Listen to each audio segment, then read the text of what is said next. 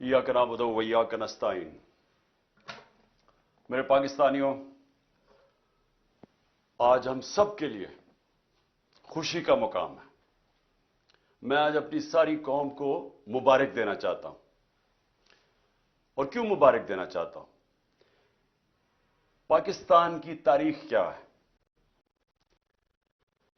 कि बदकिस्मती से हमारा जो इंसाफ का निजाम है उसने हमेशा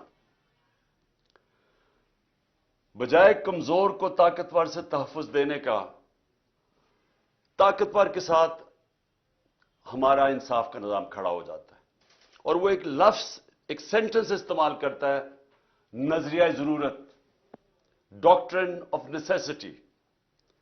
बदकिस्मती से इस एक जुमले ने पाकिस्तान के अंदर कानून की हुक्मरानी नहीं आने दी, इंसाफ पाकिस्तान में नहीं आया, रूल ऑफ लॉ नहीं आया। अगर एक चीज जिसने इस मुल्क को एक अजीम कौम बनने से रोका, वो है इंसाफ। हमारे मुल्क में इंसाफ हुआ ही नहीं शुरू से। एक फैसला हुआ जस्टिस मुनीर का, और उस फैसले की वजह से पाकिस्तान की जमहूरियत कभी भी उधर नहीं पहुंच सकी जिधर उसको होना चाहिए था, क्योंकि उस फैसले ने नजरिया जरूरत को सामने लाके एक पाकिस्तान का जो आइन है उसकी धज्जियां उड़ा दी। तो देखें, सबके लिए मेरा काम है कि आपकी तरबियत करना। मेरी उम्र यह है कि मैं सारी दुनिया देख चुका हूं। मैंने जो मेरा बार बार आपको एक चीज समझाता हूं कि मेरा तज्जिया क्या है। मेरी सारी जिंदगी का जो तजर्बा है उससे मैंने क्या सीखा है कि मेरे पाकिस्तानियों, अमीर और गरीब मुल्कों के अंदर फर्क ही एक है। अमीर मुल्कों में इंसाफ है, और जितने गरीब मुल्क हैं उधर जंगल का कानून है। जो ताकतवर है वो फैसला करता है। जिस तरह जंगल के अंदर शेर फैसला करता है, निचले कमजोर जानवरों का कोई बचाने वाला नहीं है, उनको कोई तहफ्फुज नहीं है। इंसानी माशरा होता ही इंसानी माशरा ये है जिधर इंसाफ हो। अल्लाह ने जितने भी पैगंबर भेजे इस दुनिया में, जितने भी अल्लाह ने पैगंबर भेजे, सबसे ज्यादा अल्लाह के पैगंबर एक ही चीज पे खड़े रहे हैं, इंसाफ पे। सारे अल्लाह के पैगंबर कमजोरों के साथ खड़े थे, सब जुल्म के खिलाफ खड़े हुए थे। सबकी कोशिश यह थी कि इंसानी माशरे में इंसाफ हो। जो बहुत बड़ा एक मुसलमान स्कॉलर था इब्ने खालदून, जो बहुत दुनिया मानती है इब्ने खालदून को कि एक ऐसा ज़हन था जिसको कहते हैं मॉडर्न हिस्ट्री का बाप कहते हैं, तारीख का बाप समझा जाता है। वो कहता है, जितना भी मेरा तज्जिया है, कुरान पढ़ के मेरा जितना भी तज्जिया यह है कि अल्लाह का हुक्म है कि मेरी जमीन पर इंसाफ कायम करो। और इसीलिए मेरे नबी सल्लल्लाहु अलैहि वसल्लम ने मदीना की रियासत में सबसे पहली चीज अदल और इंसाफ कायम किया। तो मैं आज इसलिए आप सबको मुबारक दे रहा हूं कि पाकिस्तान में हमारा सुप्रीम कोर्ट, जिस तरह का प्रेशर पड़ा है सुप्रीम कोर्ट पे, जिस तरह के हमारे जजेस साहिबान के ऊपर इन्होंने हर किस्म का हरबा इस्तेमाल किया, उनको डराया, धमकाया, ब्लैकमेल करने की कोशिश की, फैमिलीज को बुरा भला कहा, सिर्फ एक मकसद से कि किसी तरह वो भी ताकतवर का साथ दे दें, कि किसी तरह वो खौफजदा हो जाएं और वो जो पाकिस्तान का आइन है उसके साथ ना खड़े हो। तो पाकिस्तान का आइन क्या है? पाकिस्तान का आइन कहता है कि जब भी असेंबलीज डिसॉल्व होंगी, 90 दिन के बीच में इलेक्शंस होने हैं। इसमें कोई शक नहीं है। आपको कोई बड़ा लॉ प्रोफेसर नहीं होना चाहिए, कोई आपको जज नहीं होना चाहिए, वकील नहीं। कोई भी जब सरसरी तौर पे भी पाकिस्तान का 1973 का आइन पढ़ेगा تو اس میں واضح لکھا ہوا ہے کہ جیسے ہی اسمبلیز ڈیزالو ہوں گی 90 دن میں الیکشنز ہونے. جب ہم نے شروع میں جب ہماری گورنمنٹ گرائی گئی تو ہم نے کہا کہ الیکشنز کرواؤ کیونکہ پاکستان جب تک سیاسی طور پہ استحکام نہیں آئے گا پاکستان معاشی طور پہ ڈوبتا جائے گا. تو ہمیں ان کے نون لیگ کے بڑے بڑے سربراہوں نے لیڈرز نے کیا کہا, ان کی سوشل میڈیا پہ چلے جائیں, ان کی سٹیٹمنٹس پڑھ لیں. انہوں نے کہا جی اپنی گورنمنٹس ڈیزالو کرو, اپنی گورنمنٹس ڈیزالو کرو اگر آپ الیکشن چاہتے ہیں. ہم نے اپنی گورنمنٹس ڈیزالو کر دی. قانون کے ماہرین سے ہم نے پوچھا کہ کیا کوئی گنجائش تو نہیں قانون میں کہ ایک دفعہ گورنمنٹ ہم ڈیزالو کریں گے تو 90 دن کے اندر الیکشنز ہوں گے, کوئی گنجائش تو نہیں اس میں؟ سارے ماہرین نے کہا کہ کوئی گنجائش نہیں. ہم نے اپنی گورنمنٹ ڈیزالو کر دی. اور اب جیسی گورنمنٹ ڈیزالو کی تو وہی نون لیگ کے سربراہ شروع ہو گئے کہ نہیں جی الیکشن ہونے نہیں ہیں. اور الیکشنز کیوں نہیں ہونے؟ کیوں نہیں ہونے الیکشنز؟ خوف زدہ ہیں, ڈرے ہوئے ہیں, سب کو خوف ہے, کم پہ ٹانگ رہی ہیں کہ اگر 37 بائی الیکشن میں سے 30 ہار گئے ہیں, اسٹیبلشمنٹ ان کے ساتھ, الیکشن کمیشن ان کے ساتھ, حکومتیں ان کے ساتھ 37 میں سے 30 بائی الیکشن ہار چکے ہیں, تو ڈرے ہوئے ہیں. جو بھی سروے آتی ہے اس میں اتنا پیچھے رہ گئے ہیں کہ ان کو پتا کہ الیکشن میں ان کی تباہی ہے. تو اپنے آپ کو بچانے کے لیے یہ پاکستان کے آئین کے خلاف جا رہے ہیں کہ کسی طرح یہ بچ جائے. یہی گورنمنٹ تھی. ہمارے خلاف سپریم کورٹ کا فیصلہ آتا ہے آج سے 1 سال پہلے, میں الیکشن اناؤنس کر دیتا ہوں, یہ سپریم کورٹ میں چلے جاتے ہیں. اس سے زیادہ چیز, جمہوری چیز کیا کہ اب عوام کو فیصلہ کرنے دو. جب انہوں نے ہماری گورنمنٹ گرائی, عوام کو فیصلہ کرنے دو. آکشن سے گورنمنٹ نہ بنے کہ آپ ضمیر خریدیں پولیٹیشنز کے, ان کو 20-20 کروڑ روپے دے کے ان کے ضمیر خرید کے گورنمنٹ گرائیں. ہم نے کہا الیکشن کرواؤ, عوام کو سلیکٹ کرنے دو. لیکن یہی جج بیٹھے ہوئے تھے تب, اور انہوں نے فیصلہ کیا کہ نہیں, ہم نے غلط گورنمنٹ گرائی ہے. انہوں نے شہباز شریف کو بحال کروا دیا. اور آج گورنمنٹ اس سپریم کورٹ کے سو موٹو فیصلے کی وجہ سے آج بنی ہوئی ہے. اب آج وہی سپریم کورٹ سو موٹو لیتا ہے اور وہ فیصلہ کرتا ہے 90 دن کا الیکشن. اور اب یہ سارے کھڑے ہو گئے اور اب پارلیمنٹ میں ریزولوشن, کیبنٹ فیصلے کر رہی ہے کہ ہم مانتے نہیں ہیں سپریم کورٹ کا فیصلہ. جب فیصلہ ہمارے ساتھ ہے تو ٹھیک ہے, جب سپریم کورٹ ہمارے خلاف فیصلہ کرے تو ان کے بچوں کو, ان کو, فیملیز کو برا بھلا کہو, بلیک میل کرو. یہ مافیاز ہیں. ان کو ایک سپریم کورٹ کے جج نے بالکل ٹھیک کہا تھا, سسلین مافیا ہے.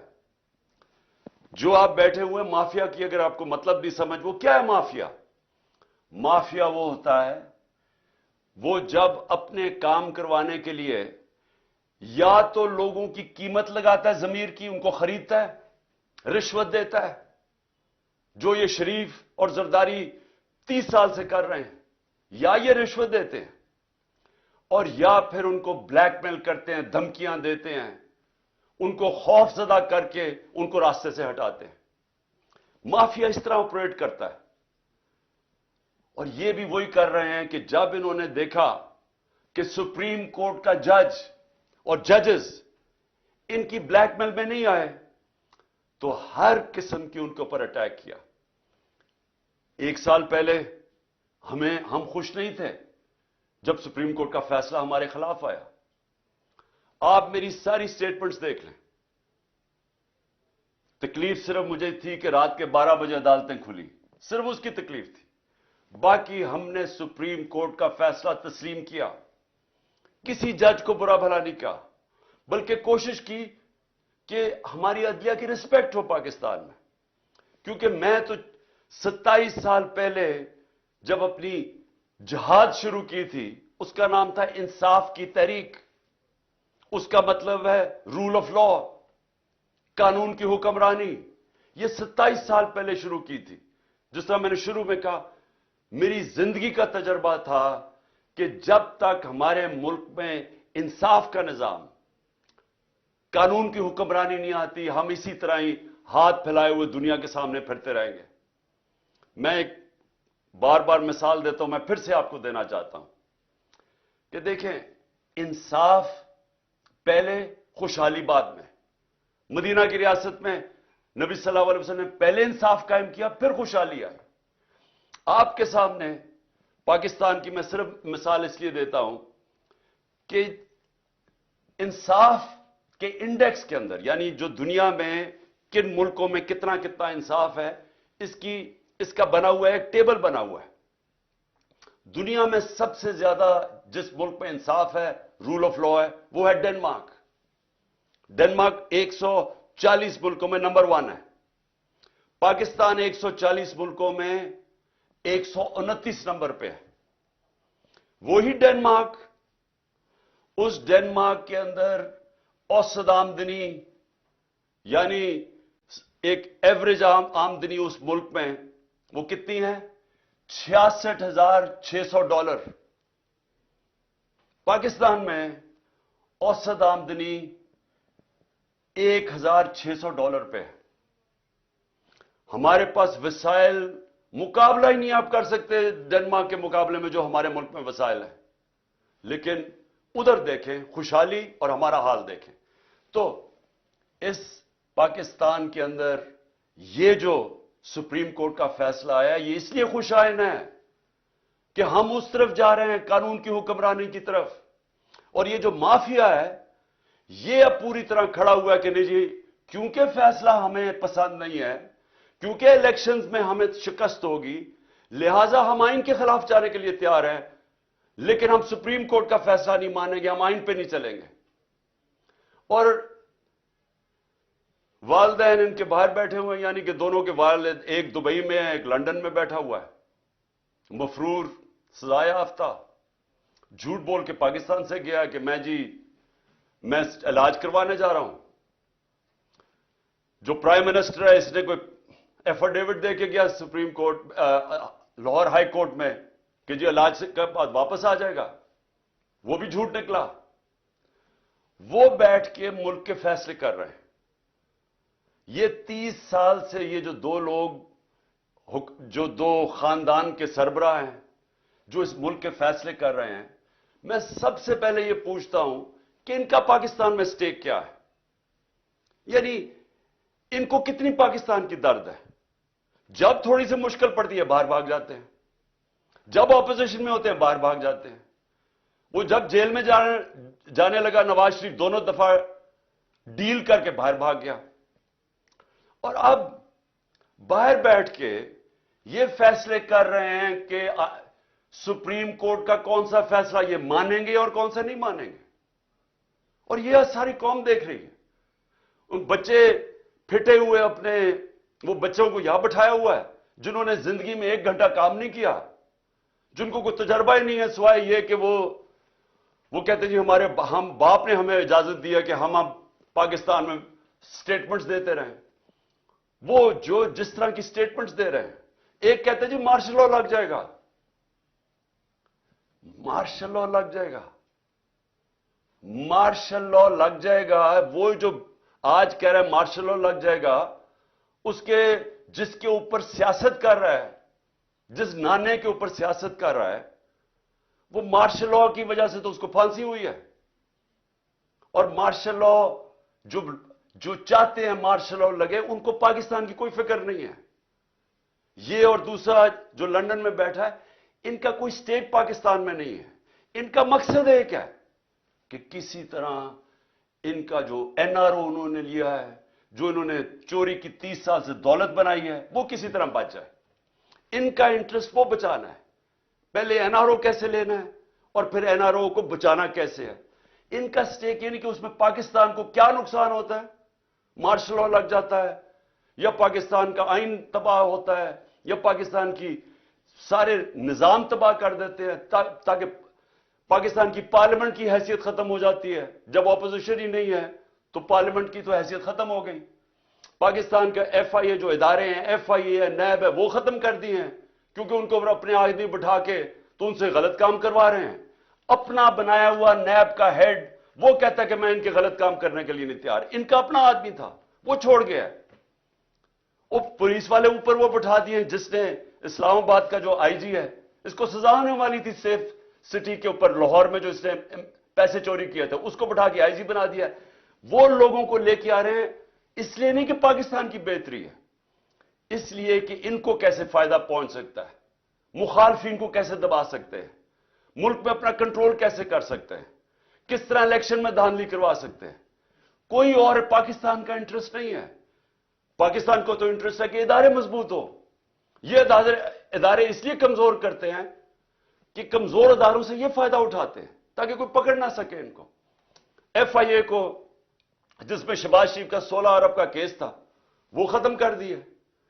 وہ جو سارے گواہ تھے, 4 گواہ مر چکے ہیں, انویسٹیگیٹر مر چکا ہے, ڈاکٹر رضوان. تو ان کو پاکستان سے انٹرسٹ نہیں ہے. ان کا انٹرسٹ ہر قسم کی یہ پاکستان کے انٹرسٹ کے اوپر کمپرومائز کریں گے اپنے آپ کو بچانے کے لیے. تو وہ فیصلے کر رہے ہیں پاکستان کے آج, اور وہ پاکستان کے آئین کے اوپر اور پاکستان کی سپریم کورٹ کے اوپر پوری واردات کر رہے ہیں کہ کسی نہ کسی طرح یہ الیکشن سے بچ جائے. میں آج جو ان کی جو کوششیں ہیں, وہ میں جو نقصان پہنچانے والی کوششیں پاکستان کی, وہ آپ کے سامنے لانا چاہتا ہوں. سب سے پہلے تو یہ کہ سپریم کورٹ کی تقسیم کر رہے ہیں, کوشش کر رہے ہیں کہ سپریم کورٹ کے اندر دراڑ پڑ جائے تاکہ ان کو فائدہ ہو جائے. ملک کو فائدہ نہیں, ان کو فائدہ ہو جائے. یہی جب 99 کے اندر ہوا تھا, جسٹس سجاد علی شاہ کا جو سپریم کورٹ کو انہوں نے اٹیک کیا تھا, تب بھی انہوں نے سپریم کورٹ کو تقسیم کیا, اس لیے کہ ایک چیف جسٹس فیصلہ کر رہا تھا نواز شریف کے کنٹیمپٹ کیس پہ. اس چیف جسٹس کو ڈنڈوں سے پہلے بھگایا اور پھر رشوت دے کے اس کو چیف جسٹس کو فارغ کیا. اب پھر کوشش کر رہے ہیں سپریم کورٹ پہ, اور ہم دعا کرتے ہیں اللہ سے کہ ہمارا سپریم کورٹ ملک کے بھلے کے لیے یہ اکٹھا رہے گا اور یہ آئین کے اوپر کھڑا رہے گا. ہم یہ دعا کرتے ہیں. اور ان کا دوسری کیا کوشش ہے کہ جو ملک کی سب سے بڑی جماعت ہے اس کے بیچ میں اور پاکستان کے اسٹیبلشمنٹ ادارے, فوج کے ادارے کے بیچ میں فاصلے بڑھائے جائیں, مس انڈرسٹینڈنگ کریٹ کی جائے, کسی نہ کسی طرح آپس میں یہ دو ٹکرا جائیں. ان کو یہ نہیں فکر کہ پاکستان میں یہ ہو چکا ہے ایک دفعہ. جب 1970 میں جو پاکستان کی سب سے بڑی پارٹی جب الیکشن جیت گئی تو تب بھی یہ کیا گیا تھا ذاتی مفادات کے لیے. اس سب سے بڑی پارٹی کو فوج کے ساتھ ٹکرا دیا ان لوگوں نے جنہوں نے ذاتی فائدے اپنا سوچا تھا, اور پاکستان ٹوٹ گیا تھا. آج بھی وہی کوششیں ہو رہی ہیں, ملک کی خاطر نہیں, ان کو اپنی ذات کے لیے یہ پوری طرح کوشش کر رہے ہیں کہ آپس میں ہمارا کوئی ٹکراؤ ہو, کسی طرح یہ تاثر دیا جائے کہ جناب فوج ہے پیچھے اس کے, جو کہ تحریک انصاف کے خلاف جو پوری کارروائیاں ہو رہی ہیں. جو بھی ہمارے خلاف ہوتا ہے, پولیس جب ہمارے خلاف کارروائی کرتی ہے تو پولیس والوں سے پوچھتے ہیں, وہ کہتے ہیں جی ہمیں پیچھے سے حکم آیا ہے. میری جو جے آئی ٹی بنی, جنہوں نے مجھے قتل کرنے کی کوشش کی, جے آئی ٹی کا جب ریکارڈ تو ختم کر رہے تھے, جب جے آئی ٹی کی جو فائنڈنگز تھی اس کو ختم کر رہے تھے, تو جب وہ ان سے پوچھے وہ کہ جی ہمیں ادھر سے اوپر سے حکم آیا ہے. جو میرے گھر کے اوپر حملہ ہوا وہ کہتے جی پیچھے سے حکم آیا ہے. جو جوڈیشل کمپلیکس میں میرے اوپر پوری طرح تیار کیا ہوا تھا مارنے کا یا جو بھی پکڑ کے لے جانے اغوا کرنے کا, ان سے پوچھا, انہوں نے کہا جی پیچھے نامعلوم افراد تھے. جو بھی ہو رہا ہے اس وقت کیسز ہیں 143 کیسز میرے اوپر, وہ کہتے ہیں جی پیچھے سے ہے. تو یہ جان کے کیا جا رہا ہے, اپنے آپ کو بچانے کے لیے ملک کو تقسیم کیا جا رہا ہے, اپنی ذات کے لیے کسی طرح ان کے این آر او ان کا بچ جائے اس کے لیے, اور الیکشن نہ ہو اس کے لیے پوری کوشش کر رہے ہیں کہ سب سے بڑی پارٹی اور اس کے بیچ میں جو پاکستان کی اسٹیبلشمنٹ اس کے بیچ میں نفرتیں بڑھتی جائیں. کیا اس میں ملک کا فائدہ ہے؟ کیا کوئی بھی پاکستان کا سوچے گا وہ چاہے گا یہ ہو؟ یہ چاہیں گے, کیونکہ ان کا, پھر سے میں کہتا ہوں, ان کا پاکستان میں کوئی سٹیک ہی نہیں ہے. جب اربوں ڈالر باہر پڑا ہے, پراپرٹیز باہر پڑی ہیں, ان کی بزنسز باہر ہیں, ان کی شاپنگ باہر ہے, ان کا رینز, ان کی چھٹیاں باہر ہیں, ان کی سرجریز باہر ہیں ملک سے, ان کو کیا انٹرسٹ ہے کہ پاکستان میں کیا ہو؟ جب سے یہ آئے ہیں میرے پاکستانیوں, جب سے یہ آئے ہیں یہاں 1 سال ہو گیا, ڈالر کے مقابلے میں جو ہمارا روپیہ گرا ہے وہ 105 روپے گر چکا ہے. یعنی اگر آپ کے بینک کے اندر سال پہلے اگر آپ 100 روپیہ پڑا تھا تو اس کی خریدار کی جو قیمت رہ گئی ہے وہ صرف 65 روپے رہ گئی ہے. آپ کی جو دولت ہے اس کے اندر 100 میں سے 35 روپے غائب ہو گئے ہیں. ان کو کیا فرق پڑا ہے؟ ان کو تو ڈالروں میں پیسے پڑے ہوئے ہیں. تو یہاں تو ساری قوم کی دولت میں کمی ہوئی, لیکن ان کے تو اضافہ ہو گیا. ان کی جو دولت ہے وہ ڈالرز میں, ان کے تو 35 روپے کا اضافہ ہو گیا. قوم غریب ہو گئی, یہ ان کو فائدہ ہے. تو ان کا کیا انٹرسٹ ہے پاکستان میں؟ اس طرح ہی جو ہماری معاشی حالات ہیں, کبھی پاکستان میں تو نہیں, مجھے تو نہیں یاد کہ لوگ آٹے کی لائنوں پہ کھڑے ہیں. 20 سے زیادہ اوپر اموات ہو چکی ہیں لوگوں کی آٹوں کی لائنوں کے اندر. اس طرح یعنی آٹا بھی اگر ڈسٹریبیوٹ کرنا تھا تو اس طرح لوگوں کو ذلیل کر کے کرنا تھا. کورونا کے دوران 14,000 روپیہ ہم نے دیا خواتین کو. آپ ابھی سے تصویریں دیکھ لیں, ان کو اسکولوں میں بلاتے تھے, باعزت طریقے سے ان کو بٹھاتے تھے, بینک وہاں بیٹھا ہوا تھا, ادھر سے ان کو کیش دیتے تھے. نہ کوئی لڑائی, نہ کچھ, نہ جھگڑا, وہ عزت سے آتے تھے, عزت سے جاتے تھے. یہ تو لوگوں کو ذلیل کرنا ہے. اور اس سے کیا ٹھیک ہو جائے گا حالات؟ جب آٹے کی قیمت, جب آٹے 1 کلو آٹا 55 روپے کلو تھا 1 سال پہلے, وہ آج کنٹرول ریٹ 115 روپے پہ ہے, اور آج مارکیٹ کے اندر 155 روپے کلو پہ بک رہا ہے. تو جب یہ حالات ہوں گے تو کیا تھوڑی آٹے کی بوریوں سے لوگوں کے حالات ٹھیک ہو جائیں گے؟ کیا جو تنخواہ دار طبقہ ہے, کیا جو تنخواہ دار طبقہ ہے پاکستان کا, جن کی جو مہینے کی تنخواہ تھی, پہلے بھی مشکل حالات تھے, ہمارے دور میں بھی مشکل اس لیے تھے کہ دنیا کے اندر ایک کرائسس آیا ہوا تھا جو کرونا کی وجہ سے, لیکن اس کے باوجود پھر بھی گزارا تھا لوگوں کا. لیکن جو یہ اب ہمارے زمانے میں مہنگائی 12% تھی, آج 36% ہے, 3 گنا زیادہ مہنگائی ہے. تو جو تنخواہ دار طبقہ ہے وہ تو تباہ ہو گیا ہے, اور آگے کوئی ہوپ بھی نہیں ہے. آگے یہ بھی نہیں نظر آ رہا کہ کوئی طریقہ ہے, ان کے پاس کوئی روڈ میپ ہے, ان کے کیا, کیسے یہ اب ملک کو اس دلدل سے نکالیں گے. اور اسی لیے میں اپنی اسٹیبلشمنٹ کو بھی کہتا ہوں کہ مجھے یہ بتا دیں کہ اکتوبر کے یہ جو الیکشنز جا رہے ہیں اس میں پاکستان کا کیا فائدہ ہے. یعنی پاکستان کو اگر اکتوبر تک الیکشن ڈیلے کرتے ہیں تو کیا ان کے پاس روڈ میپ ہے جو ملک کے حالات بہتر ہو جائیں گے؟ آج کہتے ہیں جی ہمارے پاس پیسہ نہیں ہے الیکشن کروانے کا, تو دن بدن معاشی حالات تو بگڑ رہے ہیں, تو اکتوبر میں کدھر سے پیسہ آئے گا؟ آج کہتے ہیں جی ہماری سیکیورٹی اتنی اچھی نہیں ہے, تو اکتوبر میں سیکیورٹی کیسے اچھی ہو جائے گی؟ میرے پاکستانیوں, یہ سمجھ جائیں کہ جو آج حالات ہیں, جب تک الیکشنز نہیں ہوں گے یہ حالات مزید بگڑتے جائیں گے. الیکشنز کیوں ضروری ہیں؟ الیکشن سے سیاسی استحکام آتا ہے. الیکشن سے جب یہ پتا چلتا ہے کہ 5 سال تک گورنمنٹ آ گئی ہے تو اس کے اوپر اعتماد آ جاتا ہے. لوگ اگر سرمایہ کاری کرنی ہے تو وہ تب کریں گے جب ان کو نظر آئے کہ 5 سال تک ابھی گورنمنٹ بیٹھی ہے, پالیسیز یہ رہیں گی. لیکن اگر ان کو اعتماد ہی نہیں ہے, ان کو یہ نہیں پتا کہ اگلے مہینے کیا ہونا ہے, 3 مہینے کے بعد, 6 مہینے کے بعد کیا ہونا ہے, اکتوبر کے بعد کیا ہونا ہے, تو کون پیسہ, کیا سرمایہ کاری اندر پاکستان یا باہر سے کون کرے گا؟ تو یہ تو ایک بند گلی کے اندر پاکستان کو لے کے جا رہے ہیں, اور صرف اپنے مفادات کے لیے, الیکشن سے بھاگنے کے لیے. تو میں آخر میں اپنی ساری قوم کو آج یہ پیغام دینا چاہتا ہوں. دیکھیں, اگر یہ آئین سے پیچھے ہٹے, اور یہ جو ابھی ہمیں ان کے نظر آ رہی ہے ان کی نیت, الیکشنز نہ کروانے کے لیے انہوں نے کوئی بھی کوشش کی, سپریم کورٹ کے فیصلے کے خلاف گئے, آئین کے خلاف گئے. ساری قوم کو میں آج کہہ رہا ہوں کہ ہم سب نکلیں گے.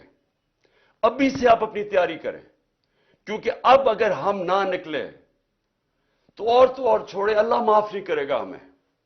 کیونکہ اوپر والے کا حکم ہے کہ حق اور انصاف کے لیے کھڑے ہو. اللہ کا حکم ہے کہ آپ کے ملک میں انصاف ہوگا تو آزاد ہوں گے. دیکھیں, آزادی کیوں, آزادی کے لیے جب انسان جدوجہد کرتا ہے اور وہ اس کی جان چلی جاتی ہے تو اس کو شہید کہتے ہیں. پیغمبروں کے بعد سب سے بڑا رتبہ شہید کا ہے. تو کتنی بڑی اللہ نے ہمارے پہ فرض کیا ہوا ہے کہ آپ انصاف کے لیے, اپنی آزادی کے لیے جدوجہد کریں, اور ہماری بہتری کے لیے اس نے کہا ہے. ہم اگر یہ جو ناانصافی کرنے جا رہے ہیں اور یہ جو کوشش کر رہے ہیں کہ دھمکیاں دے کے کسی نہ کسی طرح سازشیں کر کے کسی نہ کسی طرح الیکشن سے نکلیں, اور اگر ہم نے ان کو کامیاب ہونے دیا تو نہ اللہ معاف کرے گا, نہ تاریخ ہمیں معاف کرے گی, نہ آپ کی آنے والی نسلیں آپ کو معاف کریں گی. کیونکہ انصاف ہے, آئین ہے تو انصاف ہے, کیونکہ آئین بتاتا ہے کون سے قانون پہ ملک چلتا ہے. قانون آپ کی بنیادی حقوق کی حفاظت کرتا ہے. قانون بتاتا ہے کہ پاکستان میں ملک میں چلنا کیسے ہے. تو جب اگر آئین ہی نہیں ہے تو پھر تو جنگل کا قانون ہے. پھر تو طاقتور فیصلہ کرے گا کہ کون سی آئین کی شک اس نے ماننی ہے اور کون سی اس نے مسترد کرنی ہے. پھر تو طاقتور کا قانون ہو گیا جو کہ جنگل کا قانون ہے. اس لیے میرے پاکستانیوں, آپ نے میری کال کی انتظار کرنی ہے. انہوں نے اگر آئین کے اوپر نہ چلے, میں آج آپ کو سب کو کہہ رہا ہوں, یہ آپ سب پہ فرض ہے. میں اپنے نوجوانوں کو کہہ رہا ہوں, میں اپنی خواتین کو کہہ رہا ہوں, میں اپنے بزرگوں کو کہہ رہا ہوں, میں اپنے بچوں کو کہہ رہا ہوں کہ جب تک آپ نے اپنے انصاف اور آزادی کے لیے جدوجہد نہ کی, ہمارے ملک کا کوئی مستقبل نہیں ہے. میں انشاءاللہ پوری آخر تک اپنے ملک کے آئین کے ساتھ کھڑا رہوں گا, کیونکہ میں پھر سے بتاؤں, میری جہاد آج سے 27 سال پہلے تھی انصاف کے لیے. اور میں آپ کو یہ بتا دوں کہ اس ملک کا صرف اب مستقبل ایک راستے پہ, صاف اور شفاف الیکشن ہو, ایک حکومت عوام کے مینڈیٹ سے آئے, عوام کے مینڈیٹ سے آ کے پھر وہ اصلاحات کرے جو ابھی تک پاکستان میں نہیں ہوئی. کیسے جوڈیشل ریفارمز ہوں, governance reforms, civil service reforms, ہماری گورنمنٹ کارپوریشن جو اتنا نقصان کر رہی ہیں ان کو ریفارم کریں, ہم رول آف لا قائم کریں, ہم سب کو طاقتور کو قانون کے نیچے لے کے آئیں. یہ سب سے بڑی ریفارم ہے. ہم ہر ریفارم کریں کہ ایک ملک میں لیول پلئنگ فیلڈ ہو, انصاف کے سامنے سب ایک برابر ہوں. اور میں آپ کو یقین دلاتا ہوں کہ اسی کے بعد پاکستان اٹھے گا. اور وہ اٹھے گا کیسے؟ سب سے پہلے بیرون ملک پاکستان میں سرمایہ کاری کریں گے. 1 کروڑ بیرون ملک پاکستانی ہے. جو ان کے پاس ڈالرز ہیں, سارے پاکستان میں کم ڈالرز ہیں 22-23 کروڑ لوگوں کے, جو صرف 1 کروڑ لوگوں کے پاس ڈالرز ہیں. وہ لوگ وہ جیسے پاکستان میں انویسٹمنٹ کریں گے, جس وقت وہ پاکستان میں انویسٹمنٹ شروع کریں گے, ہمارا یہ ڈالر کا مسئلہ حل ہو جائے گا. ہم جو اس وقت سارا وقت کبھی کہاں پیسے مانگتے پھر رہے ہیں, یہ مسئلہ تب حل ہوگا جب اپنا پہلے ہم ملک کا نظام ٹھیک کریں اور اس کے بعد ایک وہ ماحول بنائیں جس میں سرمایہ کاری ہو. اور وہ سرمایہ کاری کے ماحول کے اندر جو سب سے پہلے اس ملک میں سرمایہ کرے گا وہ بیرون ملک پاکستانی ہے. پھر باہر سے سرمایہ کاری ہوگی. ہندوستان اور چائنا یہ دونوں جب ان کی جب ترقی شروع ہوئی تھی تو سب سے پہلے انہوں نے ماحول بنایا تھا کہ ان کے اپنے لوگ جو باہر بیٹھے ہوئے تھے, ہندوستان سے لوگ باہر, جو چائنا سے لوگ باہر پہلے انہوں نے اپنے ملک پہ سرمایہ کاری کی تھی, پھر دنیا سے سرمایہ کار آئے تھے. ہمارا اس وقت سب سے بڑا مسئلہ یہ ہے کہ 140 ملکوں میں سے پاکستان کا رول آف لا یعنی انصاف کے نظام میں ہم 129 ہیں. جب ہم 129 رہیں گے تو یہاں سرمایہ کاری کوئی نہیں کرنے لگا. وہی پاکستانی جا کے دبئی میں پراپرٹی لے لیتے ہیں, وہی پاکستانی بزنسز دبئی میں کرتے ہیں, امریکہ, انگلینڈ, یورپ چلے جاتے ہیں. صرف 20,000 پاکستانیوں نے دبئی میں 10.4 ارب ڈالر کی پراپرٹی خریدی ہوئی ہے. صرف 20,000 پاکستانیوں نے 10.4 ارب ڈالر. آئی ایم ایف سے ہم 6 ارب ڈالر کے پیچھے اب ہر چیز ماننے کے لیے تیار ہے. اور امریکہ کے اندر صرف 16,000 جو پاکستانی امریکن ڈاکٹرز ہیں ان کی نیٹ ورتھ 200 ارب ڈالر ہے. وہاں لاکھوں پاکستانی ڈاکٹرز ہیں, اب پاکستانی ہیں, Pakistani American. 10 top Pakistani American businessman ان کی ورتھ 25 ارب ڈالر ہے. تو ہمارے ملک میں امیر ہمارے پاکستانی امیر ترین ہیں, باہر ہیں پاکستان سے, یہاں بھی امیر ترین لوگ ہیں. لیکن جب تک وہ ماحول نہیں بنے گا سرمایہ کاری کا, پاکستان میں انویسٹمنٹ نہیں آئے گی. اور جب تک انویسٹمنٹ نہیں آئے گی ہم اسی طرح پھنسے رہیں گے. ہم اسی طرح پھنسے رہیں گے جو آج ہم کبھی کہاں پیسے مانگتے ہیں اور کبھی کسی کو سے جا کے بھیک مانگتے ہیں اور اپنی عزت بھی کھو بیٹھتے ہیں. خوددار وہ خوددار ملک جو کہ علامہ اقبال کی سوچ تھی, جو قائد اعظم ہمارے خوددار لیڈر تھے, وہ بنانے کے لیے سب سے پہلا قدم رول آف لا ہے, قانون کی حکمرانی ہے. میں آخر میں یہ آپ کو بتا دوں کہ ہم سب الیکشن کی تیاری کر رہے ہیں. ہم نے اپنی الیکشن کی تیاری شروع کر دی ہے. کل سے میں جتنے بھی اپنے آہستہ آہستہ سب جو ٹکٹ کے ایسپیرنٹس ہیں, جو کینڈیڈیٹس ہیں, ان کے کل سے میں انٹرویو شروع کرنے لگا ہوں. اور انشاءاللہ 10 دنوں تک میں پورے ٹکٹس فائنلائز کر لوں گا, کیونکہ ہم پوری الیکشن کی تیاری کر رہے ہیں. اور اپنی قوم کو بھی میں کہتا ہوں آپ نے بھی پورا الیکشن کی تیاری کرنی ہے. اور ہم نے کسی صورت کوئی بھی انہوں نے کوشش کی الیکشن سے بھاگنے کی, ہم ساری قوم ان کو بھاگنے نہیں دے گی. پاکستان زندہ باد.